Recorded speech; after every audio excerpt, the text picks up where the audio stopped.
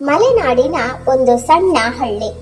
ಆ ಹಳ್ಳಿಯಲ್ಲಿ ರವಿ ಮತ್ತು ಅವನ ಅತ್ಯಂತ ಆಪ್ತ ಸ್ನೇಹಿತ ಅರುಣ್ ಇಬ್ಬರು ಬಾಲ್ಯದಿಂದಲೇ ಒಟ್ಟಿಗೆ ಬೆಳೆದವರು. ಶಾಲೆ, ಆಟ, ಕೆಲಸ ಎಲ್ಲವೂ ಒಂದೇ. ಹಳ್ಳಿಯ ಜನರು ಕೂಡ ಇವರಿಬ್ಬರು ಅಣ್ಣ ತಮ್ಮಂದಿರಂತೆಯೇ ಎಂದು ಹೇಳುತ್ತಿದ್ದರು. ಒಂದು ದಿನ ಅರುಣ್ ಕೆಲಸಕ್ಕಾಗಿ ನಗರಕ್ಕೆ ಹೋಗಬೇಕಾಯಿತು. ರವಿ ತುಂಬಾ ದುಃಖಪಟ್ಟನು. ನೀನು ಹೋಗಿದ್ರೂ ಪ್ರತಿದಿನ ನನಗೆ ಫೋನ್ ಮಾಡಬೇಕು ಎಂದು ಹೇಳಿದನು. ಅರುಣ್ ನಗುತ್ತಾ ಖಂಡಿತ ಮಾಡುತ್ತೇನೆ ಎಂದನು. ಅರುಣ್ ನಗರಕ್ಕೆ ಹೋದ ನಂತರ ಮೊದಲ ಕೆಲವು ದಿನಗಳು ಪ್ರತಿದಿನ ಫೋನ್ ಮಾಡುತ್ತಿದ್ದನು. ಇಬ್ಬರು ಗಂಟೆಗಟ್ಟಲೆ ಮಾತನಾಡುತ್ತಿದ್ದರು. ಆದರೆ ಒಂದು ದಿನದಿಂದ ಅರುಣ್ ಫೋನ್ ಮಾಡಲೇ ಇಲ್ಲ. ಮೊದಲು ರವಿ ಅಷ್ಟು ಗಮನ ಕೊಡಲಿಲ್ಲ. ಕೆಲಸದಲ್ಲಿ ಬ್ಯುಸಿ ಇರಬಹುದು ಎಂದುಕೊಂಡನು. ಆದರೆ 2 ದಿನ, 3 ದಿನ, 4 ದಿನ ಕಳೆದರೂ ಫೋನ್ ಬಂದಿಲ್ಲ. ರವಿ ಚಿಂತೆಗೆ ಒಳಗಾದನು. ಒಂದು ರಾತ್ರಿ ರವಿ ಮನೆಯಲ್ಲೇ ಒಬ್ಬನೇ ಇದ್ದನು. ಹೊರಗೆ ಭಾರಿ ಮಳೆ ಬರುತ್ತಿತ್ತು. ಗಾಳಿ ಜೋರಾಗಿ ಬೀಸುತ್ತಿತ್ತು. ಹಳ್ಳಿ ಸಂಪೂರ್ಣ ಕತ್ತಲೆಯಲ್ಲಿ ಮುಳುಗಿತ್ತು. ಅಕಸ್ಮಾತ್ ರವಿಯ ಫೋನ್ ಗಂಟೆ ಹೊಡೆತ ಆರಂಭಿಸಿತ್ತು. ರವಿ ಫೋನ್ ನೋಡಿದನು. ಕಾಲ್ ಬಂದಿದ್ದು ಅರುಣ್ ನಂಬರಿಂದಲೇ. ರವಿ ತುಂಬಾ ಖುಷಿಯಾದನು. ತಕ್ಷಣ ಕಾಲ್ ಸ್ವೀಕರಿಸಿದನು. ಹಲೋ ಅರುಣ್, ಎಲ್ಲಿದ್ದೀಯಾ? ಎಷ್ಟು ದಿನ ಫೋನ್ ಮಾಡಿಲ್ಲ ಎಂದು ಕೇಳಿದನು. ಅದಕ್ಕೆ ಆ ಕಡೆಯಿಂದ ಕೇಳಿಸಿದ ಶಬ್ದ ತುಂಬಾ ನಿಧಾನವಾಗಿತ್ತು. ರವಿ, ನಾನು ದೊಡ್ಡ ಸಮಸ್ಯೆಯಲ್ಲಿ ಇದ್ದೇನೆ, ನನ್ನನ್ನು ಉಳಿಸು. ರವಿ ಬೆಚ್ಚಿಬಿದ್ದನು. ಏನಾಯ್ತು ಅರುಣ್, ನೀನು ಎಲ್ಲಿದ್ದೀಯಾ ಎಂದು ಆತಂಕದಿಂದ ಕೇಳಿದನು. ಅರುಣ್ ಹೇಳಿದನು, ನಗರದ ಹೊರವಲಯದ ಹಳೆಯ ಕಾರ್ಖಾನೆಯಲ್ಲಿ. ಬೇಗ ಬಾ ಎಂದನು. ಅಷ್ಟೇ ಹೇಳಿ ಕಾಲ್ ಕಟ್ಟಾಯಿತು.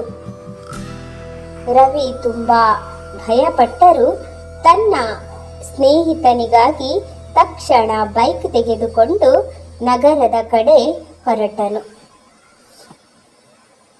ಮಳೆ ಜೋರಾಗಿತ್ತು. ರಸ್ತೆ ಸಂಪೂರ್ಣ ಖಾಲಿಯಾಗಿತ್ತು. ರಾತ್ರಿ ಸುಮಾರು 12 ಗಂಟೆ ಆಗಿತ್ತು. ರವಿ ಅರುಣ್ ಹೇಳಿದ ಸ್ಥಳಕ್ಕೆ ತಲುಪಿದನು. ಅದು ಹಳೆಯ ಬಿಕೋಯಿಸಿದ ಕಾರ್ಖಾನೆ. ಎಲ್ಲೆಡೆ ಕತ್ತಲೆ. ಅವನು ಒಳಗೆ ಹೋಗಿ ಅರುಣ್, ಅರುಣ್ ಎಂದು ಕೂಗಿದನು. ಯಾವ ಉತ್ತರ ಕೂಡ ಬಂದಿಲ್ಲ. ಆ ಸಮಯದಲ್ಲಿ ನೆಲದ ಮೇಲೆ ಏನೋ ಕಾಣಿಸಿತ್ತು. ರವಿ ಹತ್ತಿರ ಹೋಗಿ ನೋಡಿದನು. ಅದು ಒಬ್ಬ ವ್ಯಕ್ತಿಯ ಶವ. ಟಾರ್ಚ್ ಬೆಳಕು ಹಾಕಿ ನೋಡಿದಾಗ ರವಿಗೆ ಹೃದಯ ನಿಂತಂತಾಯಿತು. ಅದು ಅರುಣ್ ಆಗಿದ್ದನು. ಅವನ ದೇಹ 2 ದಿನಗಳಿಂದಲೇ ಅಲ್ಲಿ ಬಿದ್ದಿದ್ದಂತೆ ಕಾಣಿಸುತ್ತಿತ್ತು. ರವಿ ಸಂಪೂರ್ಣ ಬೆಚ್ಚಿಬಿದ್ದನು. ಕೈಗಳು ಕಂಪಿಸುತ್ತಿದ್ದವು. ಇದು ಹೇಗೆ ಸಾಧ್ಯ ಎಂದು ಆತನು ಯೋಚಿಸಿದನು. ಅಷ್ಟರಲ್ಲಿ ರವಿಯ ಫೋನ್ ಮತ್ತೆ ಮೊಳಗಿತ್ತು. ಕೈ ನಡುಗುತ್ತಾ ಫೋನ್ ನೋಡಿದನು. ಮತ್ತೆ ಅದೇ ನಂಬರ್, ಅರುಣ್. ರವಿ ನಿಧಾನವಾಗಿ ಕಾಲ್ ಸ್ವೀಕರಿಸಿದನು. ಅತ್ತಿಂದ ಮತ್ತೆ ಅದೇ ಶಬ್ದ. ರವಿ, ಧನ್ಯವಾದಗಳು, ನೀನು ಬಂದೆಯಲ್ಲ. ರವಿ ಭಯದಿಂದ ಕೇಳಿದನು. ಅರುಣ್, ನೀನು? ಅರುಣ್ ಶಬ್ದ ಮತ್ತೆ ಕೇಳಿಸಿತು. ನನ್ನನ್ನು ಕೊಂದವರು ಇಲ್ಲಿ ಇದ್ದಾರೆ. ನೀನು ಬಂದಿದ್ದರಿಂದ ಸತ್ಯ ಹೊರಬರುತ್ತದೆ. ಅಷ್ಟೇ ಹೇಳಿ ಕಾಲ್ ಮತ್ತೆ ಕಟ್ಟಾಯಿತು. ರವಿ ತಕ್ಷಣ ಪೊಲೀಸರಿಗೆ ಕರೆ ಮಾಡಿದನು. ಪೊಲೀಸರು ಬಂದು ತನಿಖೆ ಆರಂಭಿಸಿದರು. ಸ್ವಲ್ಪ ಸಮಯದ ನಂತರ ಕಾರ್ಖಾನೆಯ ಒಂದು ಕೋಣೆಯಲ್ಲಿ ಇಬ್ಬರು ಅಪರಾಧಿಗಳನ್ನು ಹಿಡಿದರು. ಅವರು ಅರುಣ್ ಜೊತೆ ಕೆಲಸ ಮಾಡುತ್ತಿದ್ದ ವ್ಯಕ್ತಿಗಳು.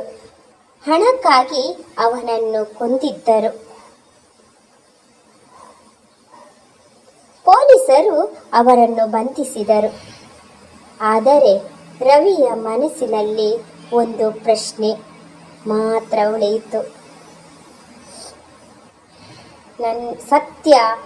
ಸತ್ತ ಅರುಣ್ ನನಗೆ ಹೇಗೆ ಫೋನ್ ಮಾಡಿದ? ಪೊಲೀಸರು ಕೂಡ ಅದಕ್ಕೆ ಉತ್ತರ ಕೊಡಲಿಲ್ಲ. ಆ ರಾತ್ರಿ ನಂತರ ರವಿಗೆ ಅರುಣ್ನಿಂದ ಯಾವ ಕಾಲ್ ಕೂಡ ಬಂದಿಲ್ಲ. ಆದರೆ ರವಿ ಒಂದು ವಿಷಯವನ್ನು ಸದಾ ನೆನಪಿಸಿಕೊಳ್ಳುತ್ತಾನೆ. ನಿಜವಾದ ಸ್ನೇಹ ಎಂದಿಗೂ ಸಾಯುವುದಿಲ್ಲ. ಅರುಣ್ ಸತ್ತ ನಂತರವೂ ತನ್ನ ಸ್ನೇಹಿತನಿಗೆ ಸತ್ಯ ತೋರಿಸಲು ಫೋನ್ ಮಾಡಿದ್ದನು. ಆ ಹಳ್ಳಿಯಲ್ಲಿ ಇಂದಿಗೂ ಜನರು ಈ ಘಟನೆ ಬಗ್ಗೆ ಮಾತನಾಡುತ್ತಾರೆ. ಒಮ್ಮೆ ಸತ್ತವನಿಂದ ಬಂದ ಫೋನ್ ಕಾಲ್ ಒಂದು ದೊಡ್ಡ ಅಪರಾಧದ ರಹಸ್ಯವನ್ನು ಬಯಲು ಮಾಡಿತ್ತು ಎಂದು. ಧನ್ಯವಾದಗಳು ಸ್ನೇಹಿತರೆ. ಈ ಕಥೆ ನಿಮಗೆ ಇಷ್ಟವಾಯಿತು ಅಂದ್ಕೊಂಡಿದ್ದೀನಿ. ಪ್ಲೀಸ್ ಒಂದು ಲೈಕ್ ಕೊಡೋದನ್ನು ಮರಿಬೇಡಿ.